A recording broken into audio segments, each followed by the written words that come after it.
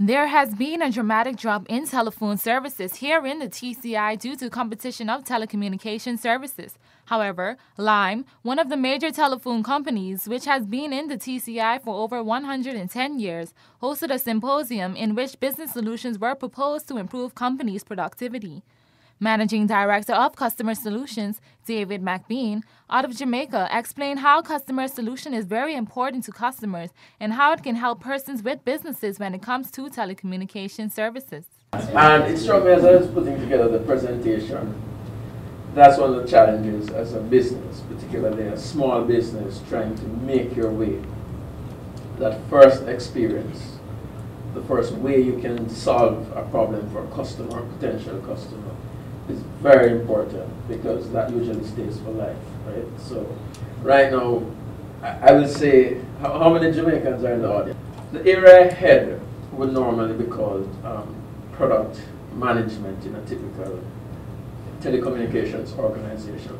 But we've renamed it the customer solutions, and that's pretty important because at the end of the day, you don't want a product, you want something which solves a problem. So even if you buy a car, for some people it's solving the problem of a status symbol, for some it solves transport, for some it solves the need for speed. So for you, telecommunications must be about solving what we would call your business challenges. McBean also informed customers about some of the solutions they can implement in their businesses through telecommunication service. The first one is just mobility. And the cell phone has become such an indispensable item, but that's not the only area of mobility. Your laptop, your iPads, your tablets just really will revolutionize the way we work. And it's about working from multiple locations, being able to access your data while traveling locally or overseas. It's interesting, I'm seeing this and I'm scanning the room just to see how many people are checking out their emails. Your ability to contact your employees anytime, anywhere. One of the reasons that small to medium enterprises do well is that you're more personal to your customers. And they sometimes can be a bit intrusive, but they expect that you're up, awake, and alert 24 hours a day, 7 days a week. And for you, especially for your premium customers, you need that connectivity. But you're mobile, why? And if we look at the benefits, it's really, again, about operating costs. Just imagine if every time you needed to fix a problem for a customer, you had to go into the office or you had to have somebody physically on location. And another benefit of mobility, we're in the Turks and Caicos Islands, lots of them. Just think about the challenges that you will face. Whether you have multiple locations or you have to service multiple islands, you may have workers scattered among the different islands in this country. You have to have an ability to hire or to work with a full-time or part-time with anybody from any location. What really captured the attention of the vendor partners traveling to the TCI was the excellent customer service and welcome given by the immigration and customs staff of the TCI and by the local staff of Lime. The welcome I got coming into Turks last night from everybody, from the immigration straight through, was phenomenal. So, tip my hats off. I'm not going to say that you're better than Jamaica, you'll never hear me say that. Absolutely, I must say that it was a phenomenal experience. And if you talk about customer solutions, one of the things we have to do in Lime is travel a lot. And I hate travel. I used to love it, but I hate it. Because between being searched at the airport, digging up in luggage, unfriendly immigration officers, customs officers. Last night I had one of the most wonderful experiences in Turks and Caicos that you could ever have.